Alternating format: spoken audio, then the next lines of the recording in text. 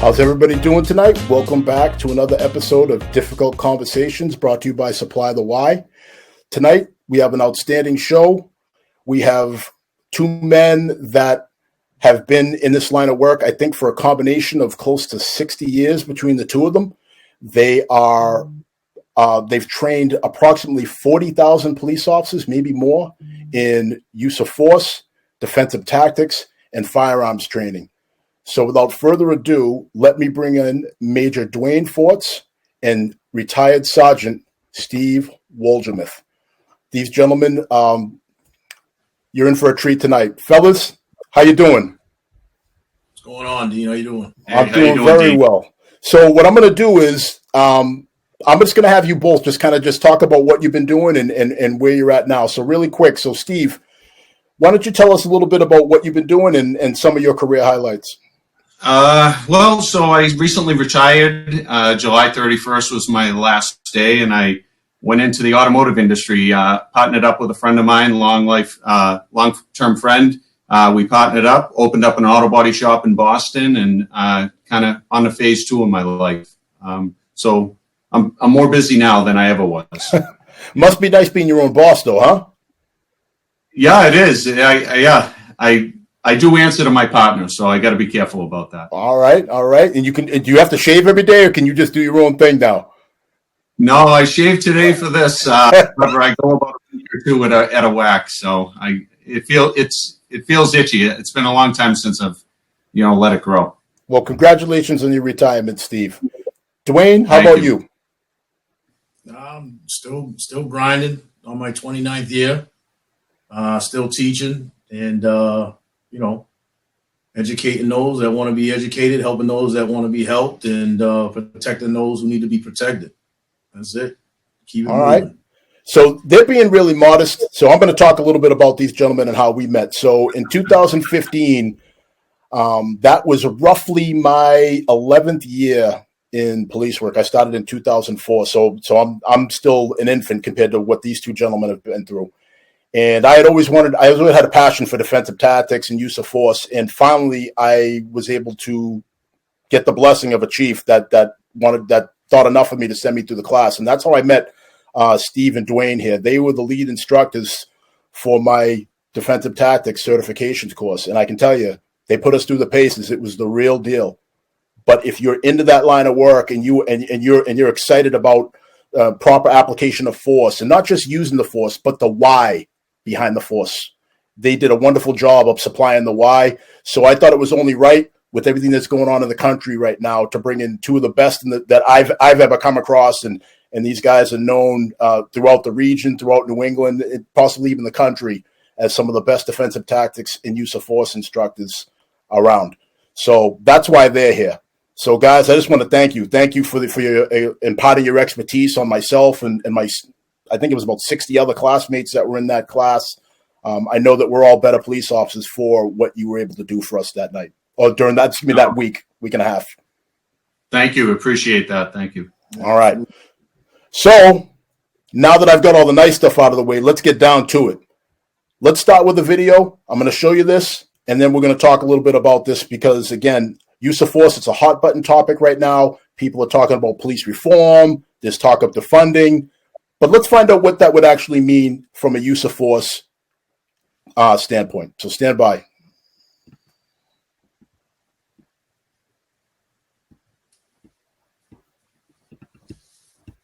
Boss now. What is the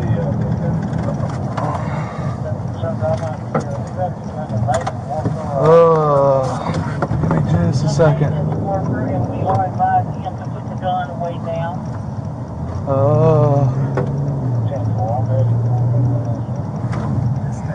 Oh, there he is. Put the knife down. Put the knife down. Put it down. I've got one at gunpoint central. Put the knife down. Put it down. Put it down. Hey, back up. He's not complying to command central. He's coming at us with a knife. Knife down. Knife down. Knife down. Put the knife down, sir. Please, put the knife down. Put it down, man, please. Help you out, man. We can help you, please. Help you. Move. Put it down. Put the knife down. Put it down. No. No. No. No. No. Please don't. Sir. Please don't. Do it. No. Please don't. Put the Central, we need units here 1018. Put the knife down. Put the knife down, sir, please. Please, sir. Put the knife down. We can help you. Put the knife down. Please, put the knife down. Put it down. Don't do this. Put the knife down. Put the knife down, sir. Please. Please, put the knife down. Put the knife down, please, man. Please. Put the knife down. Put the knife down.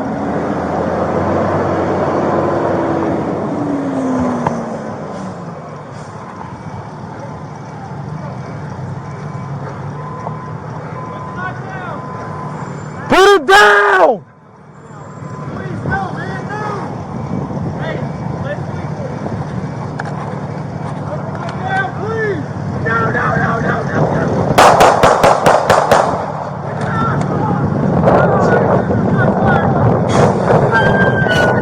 Hands behind your back. No. Get on the ground. Get on the ground. Get on the ground. No, man. No.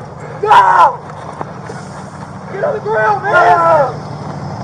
Say something. No.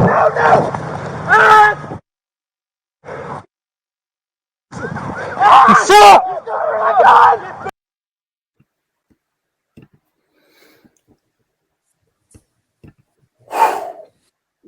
All right.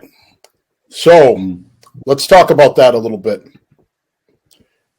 So we saw a couple different components in that video there. First thing we saw a number of verbal commands. I tried to count. I lost track of how many times they either said put the knife down or they said don't do it. It's got to be, what do you think, 40, 50 times? Yeah, between the two of them. Yeah. But between the two of them, 40, 50 times, right? So there was that aspect of it. Then they also tried to increase the distance between themselves and the suspect. All right, so they tried to increase the distance and they tried to buy more time, calling for more units, everything that they're trained to do. Then it got to the point where now they're putting themselves in the highway. And it still didn't cause them to shoot. Like, they didn't end up shooting this suspect until he charged at him and then just kind of didn't give him any choice at that point. And the thing that I really want people to take home, especially if you're not a police officer or if you're not military, is that video is proof that just because you are shot doesn't mean you stop. That gentleman was shot several times and he kept going. 7. So that'll add a little credence to when people say, well, how come you shot so-and-so so many times? Well, watch this video. So I'm going to stop talking right now, and I'm going to turn it over to, I'm going to go to you first, Dwayne. Tell us a little about this video and how this speaks to how and why we train the way we do. That took place in Athens, Clark County Police Department. And that was back in July 1st, 2019. The gentleman, 23-year-old Aaron Hong, and as police units arrived, he met them, he confronted them, and he actually was in pursuit. And some would say, it'd be suicide by cop, but taking a page out of Steve's book, don't forget, people who are suicidal are also homicidal. And taking into account what we're seeing on video. You have to, people that watch this in Monday Night Quarterback for training purposes, that, any upload of a video, especially off of YouTube, the videos are 99% of all videos that we view, they're corrupted and they're not in its truest form. So the takeaways from that is, they utilize time, distance, and, for a layman's term, had to draw a line in the sand because of getting out into the as you said, the highway, because that's what it was, a highway. So you mentioned the term corrupted. Can you just put a little meat on those bones for people that might not be familiar with that term? What exactly does that mean? So videos being corrupted in a sense of, like, we all have our cell phones, and cell phones record digital cell phones, these phones, why they can record so much is because, frame rates per second, 32 frame rates per second. That means within a 1 second time, there are 32 individual frames. The best way I can explain that is if I were to take a book with 32 pages and I drew stick figures in the corner and then I fanned the paper and the stick figures would come to life. And then right in front of your face, I tear out, not saying the pages are numbered, I tear out 2 or 3 of those stick figures and I fan it again. It is impossible for the human eye to detect where the interruption was. But the stick figure will then either speed up, slow down, depending on where it was in the sense of motion. So with that being said, when you take, it's the sole proprietor. The sole proprietor, what I mean by that, it's the data in which the information was created. So think about this context. If, I'm Cape Verdean, but I don't speak Creole. So if I were to go to the Cape Verde Islands right now, I couldn't fluently speak to the population who lives there. However, I know just enough to get around. Now I take my good friend Steve, who doesn't speak any Creole, and he's just going to be bobbing his head. In other words, so when we right click, Steve says, I can't open it up. I'm over here saying, hey, I can open up that media source. I know enough to get around, but I ain't going to give you its full, fulfillment of that video. So my point is when we upload from a second from another source, we lose frame rates per second. So time and distance is, as I said, corrupted. You're not seeing it as those officers seen or saw it. Now they had the Axon Flex cameras. Now we're talking about the line of sight that they had. As I turn, it's a fisheye lens. So now what happens in a fisheye lens is things are elongated. So what we're looking at, like, wow, that he looked like he was 8 feet, 10, 12, 15 feet. When in reality, he could have been 6 to 7 feet. And the only way that they do that is they, take a known point on the ground, they mark it, measure it out, and so forth. So looking at the video in itself, the video only shows what it records. And then when you understand how video works, then you have to take that into account as well. Now we're talking, and I'll get off my soapbox. And that was broad daylight. What happens when it's at night? What about ambient? What color is this hoodie in infrared? Yeah, that's a lot of different factors, Dwayne. So, Steve, I'm going to have you jump in on this. So, what's your take on what Dwayne said, and how does that fit into to the use of force crisis, for lack of a better way to put it, that we're having in this country right now?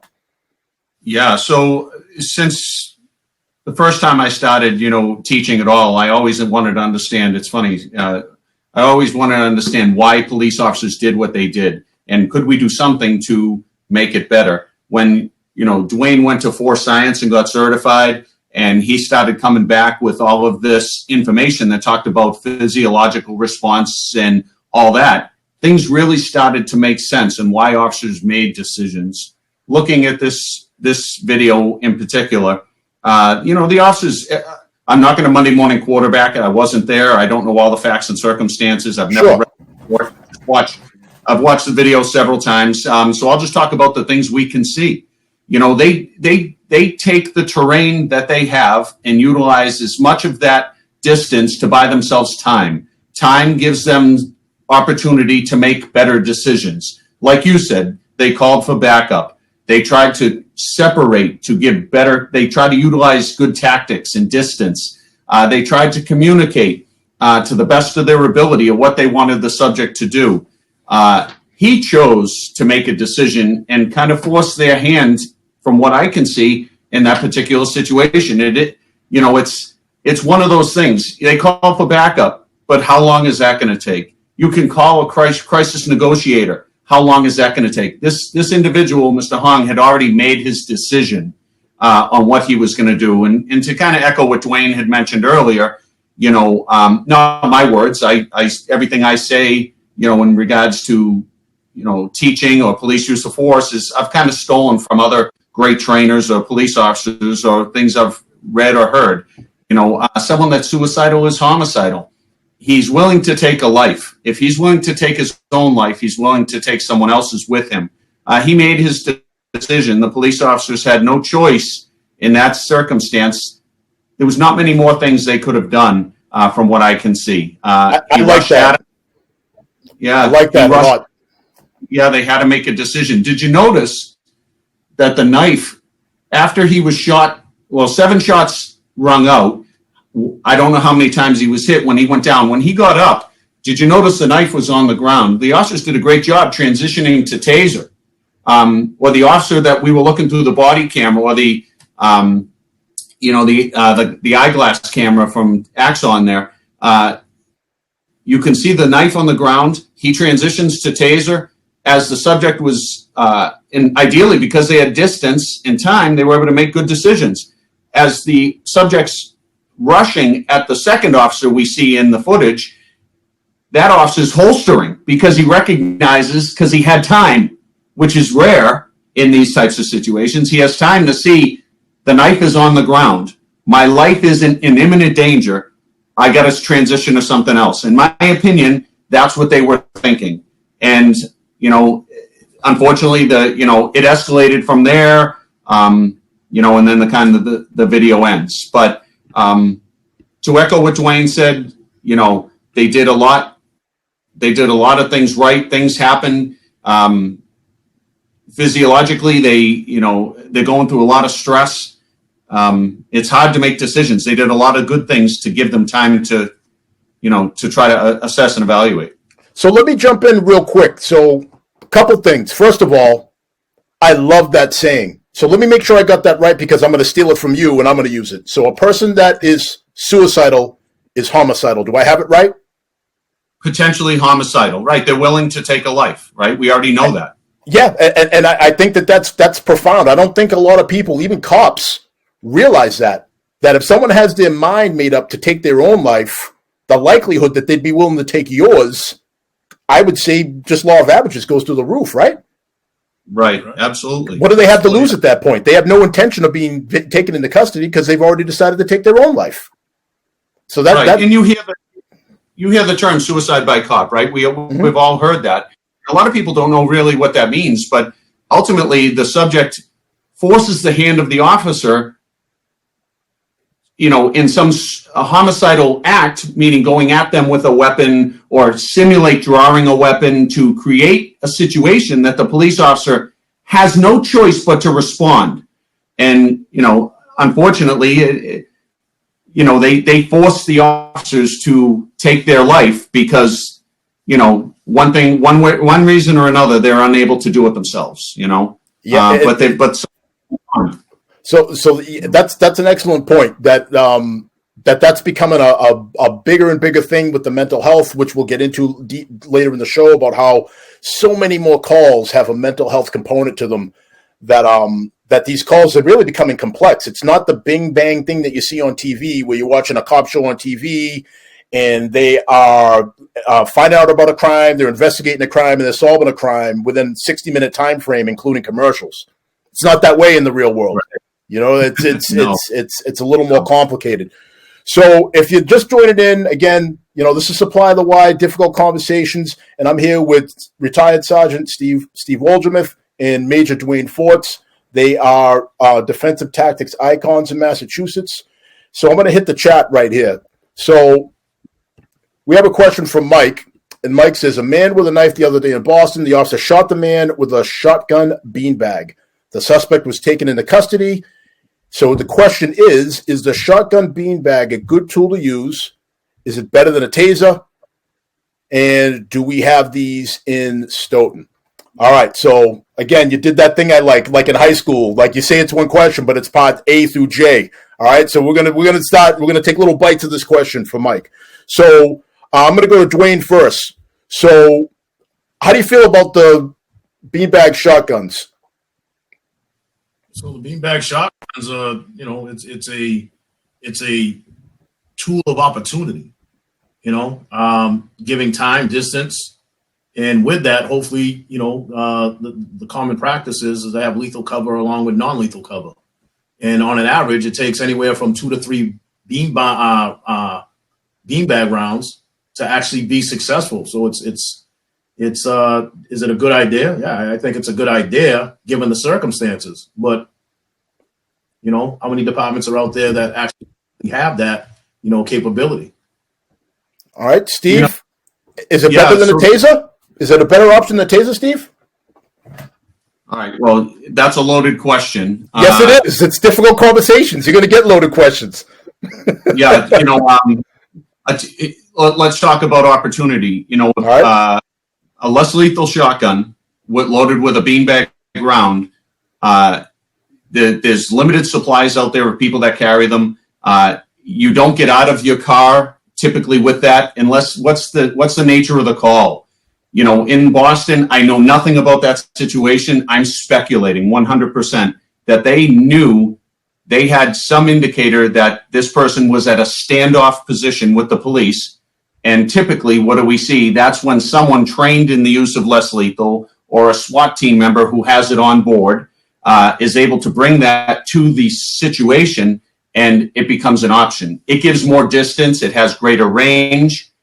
It's nothing more than an impact tool. That's it. It's like reaching out with a long baton and hitting someone. Its designed is to hit in the similar areas as a police baton. And what are those areas, Steve? Just for people that don't know, just give an idea of what those areas might be. With the beanbag round, it's going to primarily be the hips on down and the arms. That's it. With a baton, it would be other areas that are not going to create significant injury, like the head, neck, spine, solar plexus, stuff like that. With a beanbag round, because it comes out with a little more velocity, those risky areas to hit someone with a beanbag round intentionally are kind of shortened, meaning more like the extremities where they would want to shoot it. And again, because you get time and distance. A taser is on a police officer's hip. Taser has its faults. You have to be within a range of 21 to 25 feet. You got to make sure these two little probes actually hit the person. They go through the clothing, and they actually make contact. Otherwise, you have a clothing disconnect, and the taser will fail. And the taser fails in police reports across the country. Taser fails approximately 50% of the time it's utilized. And it's not the device. It misses. A probe falls out. The person falls down and the probe comes out. The wind. Does time of year play a role in that? Like, for example, like now that it's getting colder and people have more layers of clothes, is that a problem?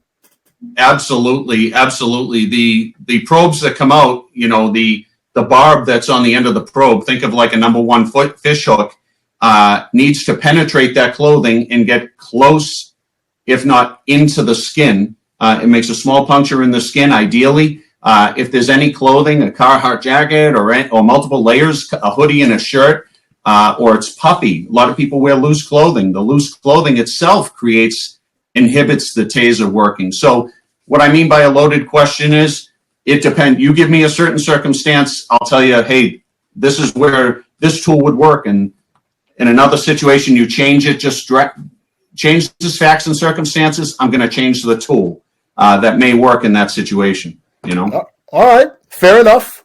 So as we go on from there, so it seems like we got a little more about the Boston. It says that they called for a gun car and patrol officers did not have one on scene. So there you go. That speaks to your point, Steve, about this is not something, a beanbag shotgun mic is not something that's typically readily available in a patrol car. That's for a specialized circumstance. And Steve also mentioned something earlier that I want to put a little context to. So when we talk about the nature of the call, and what that means is the call for service, like what we were originally called there for. And those of us that have been on the street for quite some time, we will all tell you that a lot of times what we get called there for does not end up always being what the circumstance is when we get there. Sometimes there is, I know it's going to shock you, but sometimes the people that call the police aren't truthful with us. I know it's crazy, but sometimes people, they kind of filter and they just kind of try to guide our response by prejudicing what they tell us. All right, so that happens a lot. Sometimes you have dispatchers that filter the calls. Like they're hearing a call and they start filtering what they think is important and what isn't. So you end up missing valuable pieces, or pieces get added to what's actually happening. So you can't always go by what the original call was for. And the third thing that happens is you have people that say, well, somebody is assaultive towards me, but they have no idea what assaultive means. You get there and they're like, what do you mean they were assaultive? Well, he called me a jerk and I feel assaulted. Well, you know what? That's not really assaultive. Read a book. You know what I mean? So it's one of those things. So there's all different things that can attribute to the nature of the call. All right. So now I've belabored that. We got another question or a comment. I would think that if an actual shot from a gun didn't stop him, then a beanbag round would have had even less of an impact. I think that's fair to say. You know, it's one of those things. Again, like I said earlier, like just because someone gets shot doesn't mean they stop. Just like when some people see a police officer in uniform, doesn't mean they stop. So, fair point there. All right. So we've gone into that a little bit. Defunding. So I know, but you knew we had to go here eventually. So, Dwayne, talk briefly about defunding, what that means to you, and talk about the impact that would have on the training environment in policing. And then, well, after a couple minutes, we'll bounce over to Steve. Same question. Go ahead. The screen's yours, fellas. Refer to like defunding what's taking place now. I mean, you look at, across the board that, training takes a hit, the resources. And when they say defunding, taking, money and proprieties away to go and, distribute that to where? Because that's still unclear. And obviously, the mental health industry is a big component of that. So, as far as like defunding the police, I believe more attention should be about continue to fund the police and co-work with the mental health industry. There are a lot of people right now, as we speak, that should be, getting the professional help to deal with whatever their situations are. And, but they're not getting, the proper care, if you will. So where are they? They're walking amongst the general public. And next thing you know, someone calls 911, and then you have a police officer or police officers dealing with an individual who's in crisis, yet no crime has been committed, but they're there to what? Protect and serve the public. From what? From harm. And now you have a situation where you have somebody who's disconnected, and you're giving verbal commands, stop right there, get down on the ground, and they are disconnected from society. They don't respond to commands, but yet they present a threat to the officers and or the public. If the officer delays and doesn't do something, then they're going to be scrutinized for not responding quick enough. If they respond, then they're going to be scrutinized for not delaying. So it's a fine line. Fine line. So it's a classic damned if you do, damned if you don't. Steve, how do you feel about damned if you do, damned if you don't? I think you're damned if you do. I don't think you'd be damned if you don't. Number one, I don't know what defund the police means. I don't think people say it, but they don't define it. Then people that know nothing about what, police officers do on a day-to-day basis, how they train, how they work, what equipment they need to perform their jobs. They have the expectation up here, but the willingness to provide funding to get prepared for this is down here. Classic example, I'm going to put it in the perspective of my auto body shop. Please do. I'm out in the shop and, I'm sanding a car or doing something. The guy that orders supplies comes over and he doesn't order the supplies he wants. He comes over and says, hey, how is that sandpaper that I got working for you? Do you need another type? Would something make you more efficient or make you more effective? And it's the same goes with policing. You know what? If we defund the police, I would ask one question we know happens. What is affected in policing when you start taking away money? The first thing is training. Number one, I will say this, and every police officer, a lot of police officers don't like going to training. They want to go to work. They want to do their job. And I agree, and that's great. But training makes for better police officers, better prepared police officers, brings them up to date on the latest and greatest information and tactics out there. And they don't get the time to go home and train. They need that training on the job, and to get them prepared to deal with, let's say, critical incidents or mental health issues. And the first thing to ever be impacted when funding goes is police training. We see it all the time. We do, hey, we need a full day to do training. We'll give you 4 hours. And that's been happening for years, especially in Massachusetts. And when you cut training, how can you expect a police officer to be the best at their game if you don't provide them the best equipment, the best information? And I don't know what people mean by defund the police. We can't get rid of policing as a whole. I think I hear the rumors that a few cities have tried that, limiting police response to certain calls. And there's been an outcry by the communities, hey, we need you back here. Because things just go awry, So I don't know what that means. I think you're damned if you do. I think where we need to focus is I hate saying it, but where are we going to get the money? But we need to fund more police training. If you want better police officers, you need to fund more police training. I was on the phone the other day insuring my antique motor vehicle with Haggerty Insurance. And as I'm sitting there listening to the elevator music from Haggerty Insurance, they get on and say, our appraisers go to 40 hours of in-service training every year to better appraise your antique motor vehicle.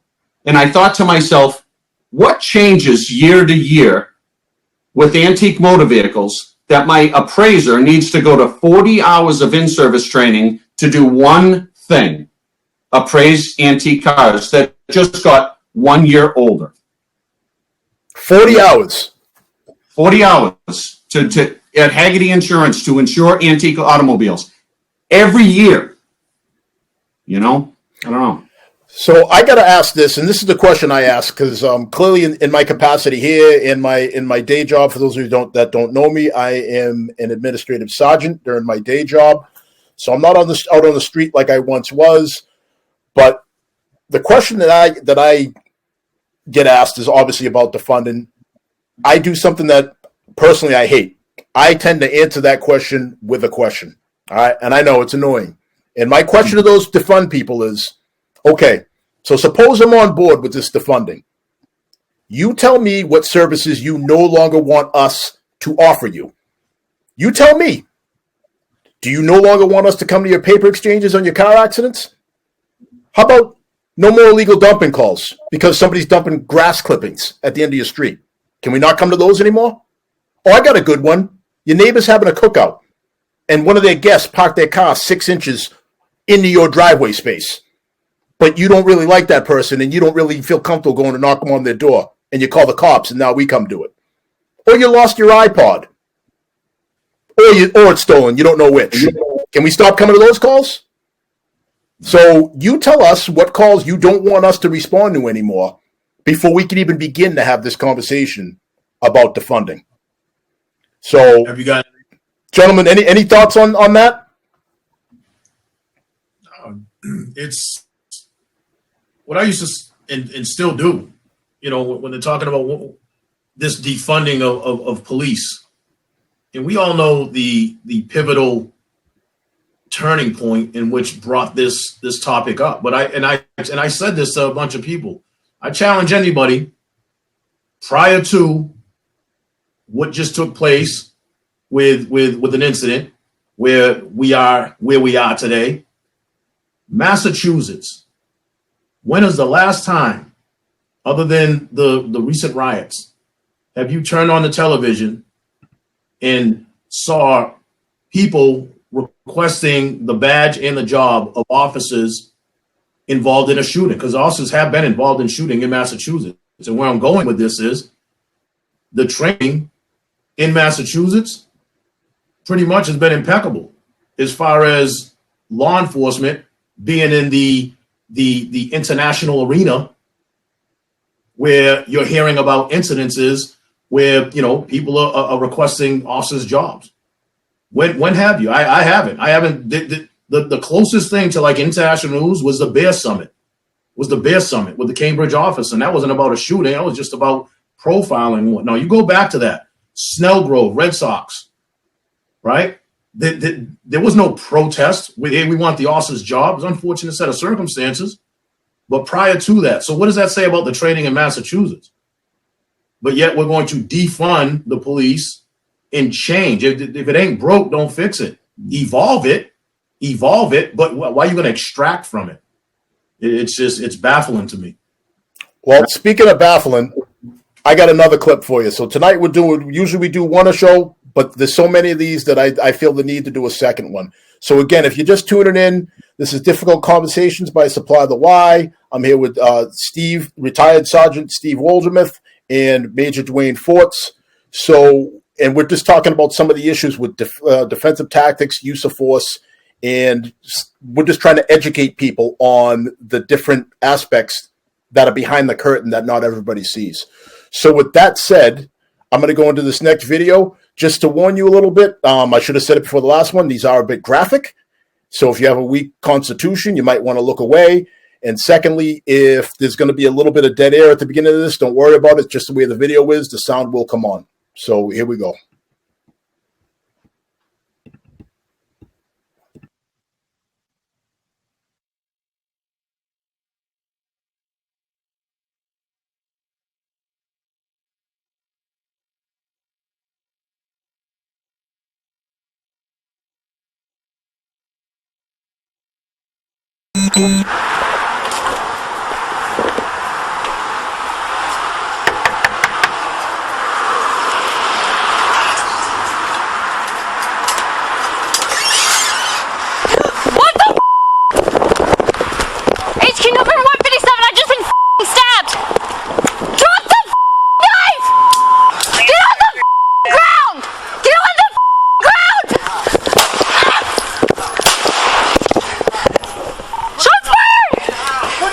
Knife down right now.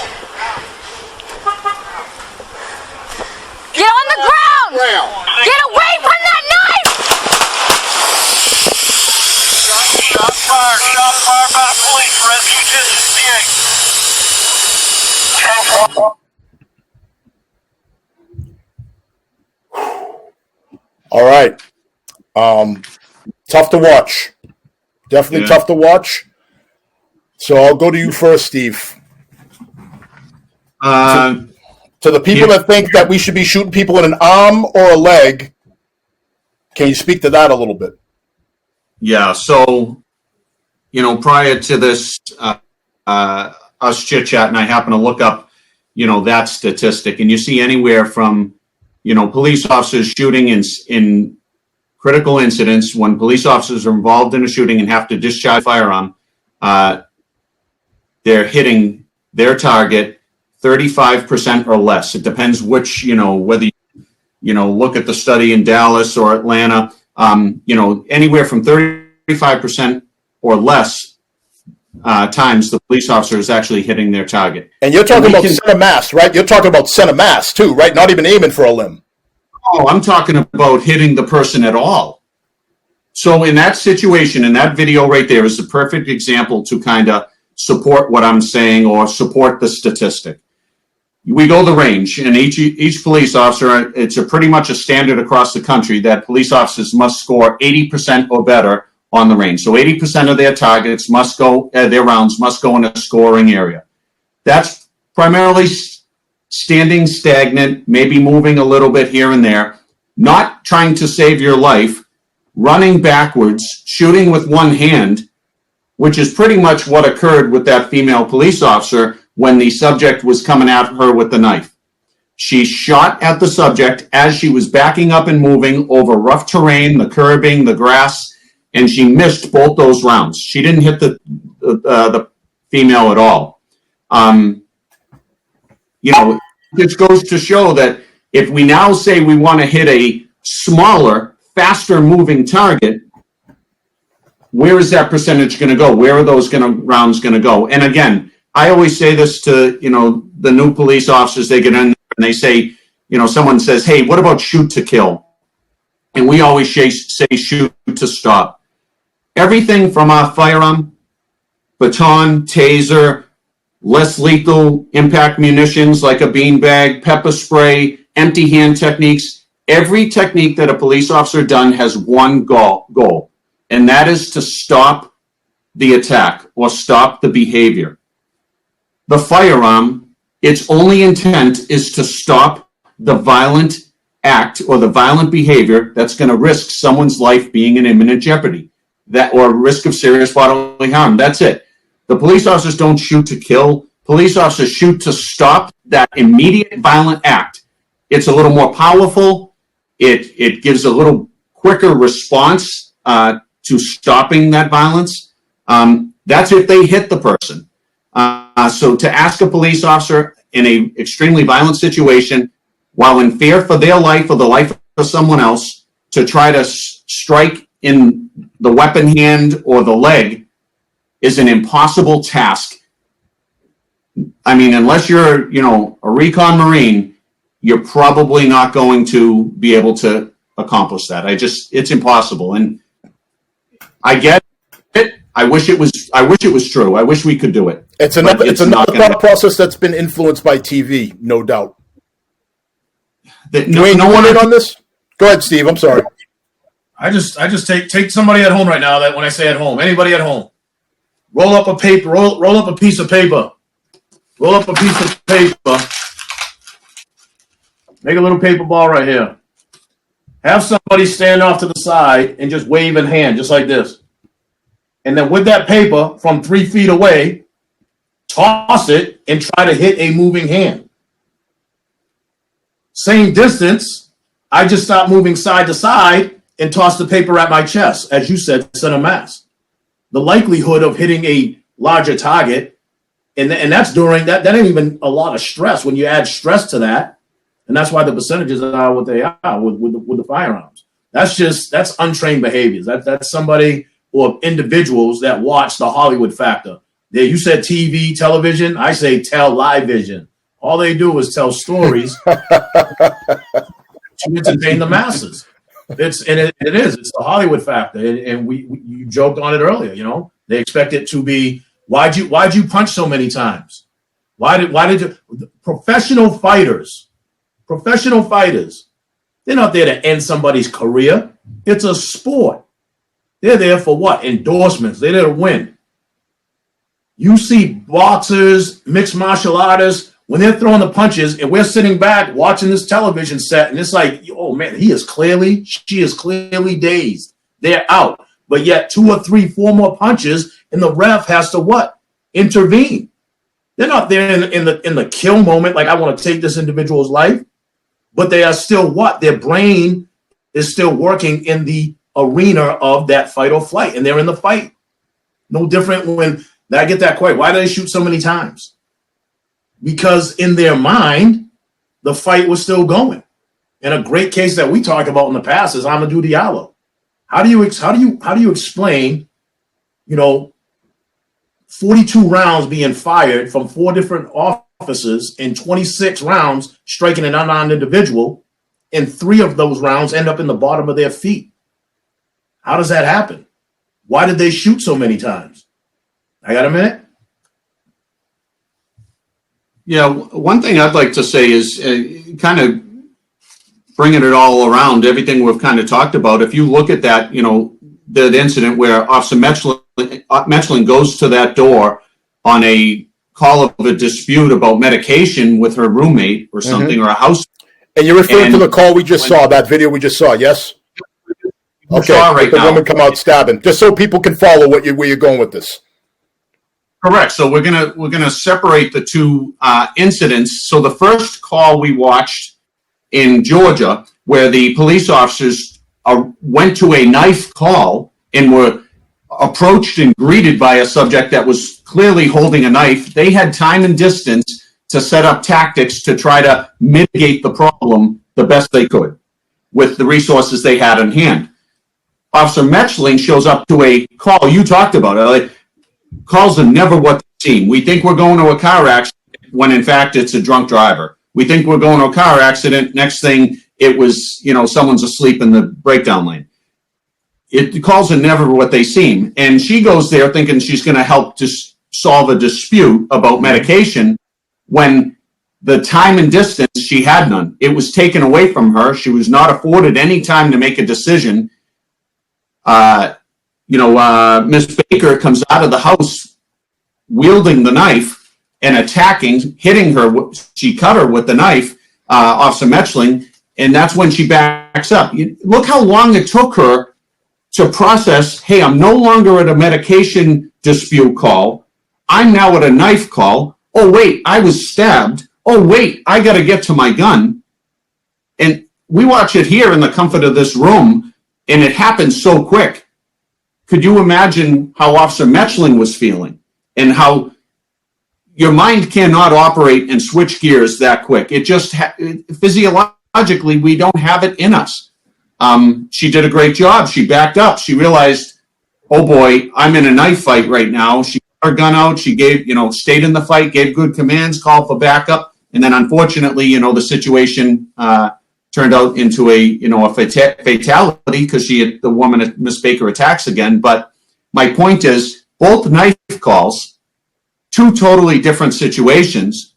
But I think a lot of times the community or the media don't depict the difference. They say, hey, another cop shoots another person, So they lump everything together. So and that's both of you guys beautifully said. And I guess the way I try to dumb it down for people, for lack of a better way to put it, is all use of force incidents are essentially like snowflakes. There's no two that are alike. Every single use of force incident, even if it involves the same person with the same weapon at the same location, if it happens two different occasions, there is some difference somewhere, whether it's their motivation, whether it is their victim, whether it is the time of day, the weather. There's always something a little different about each one of these calls, which makes it impossible to lump them all together. There's no way you can view them all as one extension of another. So it's important that people realize that. Like Steve said, Dwayne, I'm going to get to you one quick second, and then I'm going to hit the chat. But it's important that you guys understand that they're not interconnected. So go ahead, Dwayne. I can see you want to get in. No, it was just, with that video. There's more to that video. So at the end, that was Sergeant C.J. Nobles who fired, and ultimately stopped the advancement of her attack. And she laid idle. My point being, she was shot 4 times. The first video was shot. The gentleman was shot 7 times and got back up. This lady, Miss Baker, was shot 4 times. And when K-9 arrived on scene, they sent the dog because she was still trying to reach for the knife. So the K-9 took a bite of her arm, took hold of her arm, and she's beating on the dog while shot 4 times. So once again, you're hammering home the point that just because someone's shot doesn't mean that's the end of the encounter. And in some cases, it might make it worse. The person realizes they're hurt. It's like, trapping a wounded animal. You get a wounded animal, that's when they're most dangerous. So that's a good point. So, gentlemen, we're already at about 50 minutes here. I know it's flown by. So we got about 10 minutes left. So we're going to hit the chat. So here's a question that I thought that both of you could sink your teeth into. So what's more important in policing today, being mentally sharp or physically sharp? Now, I know both of you guys are you're both big into working out. I know both of you are into martial arts. So you tell me, and Mike wants to know, what do you think is more important if you had to do like a 51% versus 49% type deal? Dwayne, you go first. Yeah, I would lean more towards, you asked me 10, 15 years ago, I would have said the physical. I was full of testosterone and, ready to go. And hey, but the older you get, and then if the mental capacity, when I say the mental capacity, is to be able to, I want to use the word negotiate, if you will, to get voluntary compliance, it works. Does the physical, they go hand in hand, mental and physical being. But for the most part, where are you? When I say where are you, what is the geographical layout? What type of individuals that you come across? 99, 98 up until this recent, we used to say, 96, 98% of the population does what the officers ask. You put the lights on, they pull over, right? But now you get people that 2% of that, they want to argue and debate. But there's a very small percentage that actually physically will confront the officer and turn it into, a attack. And when you go to make the arrest, for the better part, people are trying to do what? Get away. It's that 1 or 2% that actually wants to physically stay there and have other ulterior motives. All right, Steve, same question. Can you give us a quick answer, 90 seconds or so, about what you think is more important, mentally sharp or physically sharp? I think I'm not going to pick one. Thinking about it as Dwayne was talking and you were talking, I really believe I would add a third. I think you need to be emotionally sharp too. I think it. Empathy and emotion needs to come into play with situations, especially we're talking mental illness. And let's face it, someone that's suicidal, if you have time and and you realize there's something going on with their mental capacity, some emotion and compassion could be important. I think you need to be physically sharp, prepared, physically, strong, tactics-wise trained. I think you need to be mentally prepared to deal with stressful situations. Also, know the knowledge of policing and what needs to go. There's a lot of things: emotion, empathy, compassion. I think all of those things are super important. I think you have to be. I think you know 100% of all of them. All right, so I'm going to jump in on this. In a perfect world, yes, I'm with you, Steve. Being 100% of all of them, but we don't live in a perfect world. All right, especially those of us with families, kids, things like that. So if I have to choose one, again, we're talking like that game we were kids. Like, hey, if I put a gun to your head, what would you choose? I would choose mentally sharp, because if you're not mentally sharp, none of that other stuff matters. And I can show you videos again, and I promise you, in future shows, I will show you videos of cops that look like they just jumped out of a CrossFit video, but they're not mentally sharp, and they have no idea how to use all those muscles they built in doing their kipping pull-ups. None, and it puts them in a tough spot. Whereas you'll see other videos where you have guys that might not be in the best of shape, but they are mentally sharp. They have put themselves in a position. Maybe they're guys that used to train. Maybe they're guys that have had a box, wrestled, and they have been beyond. They've mentally been beyond. They've been in a situation where their will to win has come out, and now they know how to access that will to win that you can only get with a trial through fire. As Dwayne will tell you from his jiu-jitsu training, Steve, I know you train martial arts. Like, there's a point when you're training where you want to quit. But the more you train, you know how to negotiate through those times where you want to quit and your body's telling you to stop, but your mind knows that you have more left. You can only get that through training.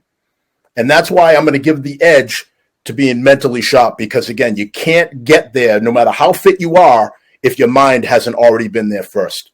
So that's my opinion on that. Yep. So a couple more things in the chat here, guys. So Karen says, so Mike Paul says there's nothing like a D block workout. All right. I am not sure what that means, but I'm pretty sure that's for you, Major. Karen says you got to be physically sharp to get there daily, but mentally to deal with the current climate. 100% with what's going on now. Well said. All right. So Bruce says, nice job, guys. Always good to see you and hear your words. Amen to that. I'm very lucky that I was able to not just talk to them on the show here. I had about 45 minutes with these gentlemen behind in the backstage, and I've been talking to Dwayne quite a bit in the last couple of days. So I'm very fortunate. All right. Here's an old friend of mine, a guy that I consider a mentor of mine, Bobby. He says, I know you know him, Steve, AKA Judo. The question adds another question. If the officer is neither mentally or physically sharp, do you take them offline and force another officer to work? All right, you guys are both bosses. Here's your tough boss question. So, Boss Wohlgemuth, Oh, What do you boy. think? Do you take them offline and force another officer to work? It's a tough balance. Well, I'm not quite sure if Judo's talking about, like, you know, this person's off their game for a specific shift, if that's what we're talking about. I look at it as if you know, as a supervisor, you should recognize that and see what you can do to bring that person back online and get them back in the game, you know, mentally, physically. Like you said, Dean, maybe something's going on at home, you know, you know what's going on. So I think you need to always pay attention as a supervisor in what's going on. Someone that has that continuous problem, you know, that they pose a risk to themselves and risk to other officers, I think that's when, you know, partners, other officers, supervisors need to step in and you know, help them recognize that, number one, it's unhealthy, and number two, whether it be mental or physical, you know, issues, it's unhealthy and it's a risk to everyone at the scene. They could make poor decisions. They could fail in a good response, which could have someone else injured. So I don't know if you take them offline. I think you recognize it, deal with it in a professional manner. If you met with resistance, then you have to put those stripes on and make a decision. Good answer, Dwayne. Let's see if can you wrap this up in about 90 seconds? What's your take on this? I strongly agree. They might have something personal going on, so you tap into where they are mentally, and you find out. You work from there. They need to provide the why, and then when they provide the why, then you set up the proper resources and go through the proper channels. The one thing that is not acceptable is somebody that is slacking just to be slacking, retired on duty, and have other people, you know, pick up the slack, because, you know, one, it's bad for morale, and two, you're going to end up burning out your real good officers when you just keep relying and relying and relying. You know, so likes that. So I'm going to also give my opinion on this too. So what that happens when you do that, Judo, and it's weird for me having, you know, almost talking to a guy that, like I said, I go to for advice, a guy that I think has helped mentor my career, but I disagree with you there. Because now you're getting into a situation where you are now punishing somebody else for being proficient at their job, which happens in this line of work too much. What happens to the people that are dependable? What do? We pile more work on those people, and we add more to their plate, and we expect them to do 3 times as much work as the person that's not pulling their weight. So if we start forcing people, and I have a family, and I have things that I want to do outside of work, and now I can't do them because someone's not pulling their weight, I don't think that's the right way to handle it either. And if somebody is mentally not up to the job, yes, that could be a day-to-day thing. But if someone's physically not up to the job, that didn't just happen overnight. I didn't go home and eat a pint of Haagen-Dazs and all of a sudden I can't run anymore. You know, that's not how it works. You know, so that's something that didn't just happen, and that needed to be documented all along. And that's something that, if that's what your agency does, that's a process that, to Steve and Dwayne's point, that a lot of bosses and possibly even some coworkers need to be involved in. That's not like a one-time bang, that's it, you're off the shift type deal. Right. So, gentlemen, we are down to about 90 seconds. Really quick, Steve, what projects do you have? How can we reach you? And then Dwayne, in about 30 seconds, how can we reach you and support your projects like Viper? I'm working still. Even though I'm retired, I'm still teaching. I'm looking to help assist and fix the problems we have out there with policing. So I'm still teaching, you know, with the T Academy, Plymouth here and there, still doing my thing, teaching with Dwayne. So you can reach me through Dwayne, message me through Facebook. I'm easily reachable, or come down to Coin Collision in Boston. And hopefully you're not there for a dent, but if you are, I'll take care of you there as well. So, Dwayne, that's awesome, Steve. Dwayne, what do you tell us about Viper? How do we get in touch with Viper and go from there? Google it. Google Viper self-defense, and you're gonna see some good stuff about, you know, what I have to offer. And I just say this real quick, and I'm gonna ask you to answer for everybody that's chimed in or is gonna hear this. Where do most altercations end up? I know where most altercations end up. On the ground. Tell everybody. I don't want to set it up on the ground, but how much training do officers get on the ground? I'll answer that. Zero. Think about that. So we're talking about defunding police and it's about training. When we know that 99% of all altercations go to the ground, and then in an academy setting in service, you ask a veteran officer, when's the last time they did in service ground defense training? I'm not trying to turn this into, a jiu-jitsu arena, but you come to Viper Self, so you're gonna no strikes, period. No strikes. It's all about control. Which strikes available? Check it out. All right. So Dwayne, I got to jump in with past time. So again, check out Viper Self-Defense. All kinds of cutting-edge training and programs. Thank you guys so much for taking time away from your family to come out, check us out. This has been one of the best episodes we've had. Ton of people engaged, and I'm so excited that you guys took the time out to talk with us here. So thank you again. Thank you. So Pleasure. Please be safe. We appreciate that. So really quick.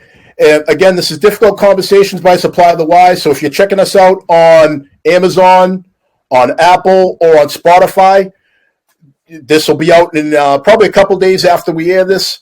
And again, if you have people that aren't on Facebook and they can't view these live, don't worry. We also have a YouTube channel. So please subscribe, like, and share these videos. We're trying to change the world one difficult conversation at a time. And we're doing it with great guests like the ones we've had tonight. So that's it. That's all I got. We'll see everybody next week for another episode of Difficult Conversations. Take care.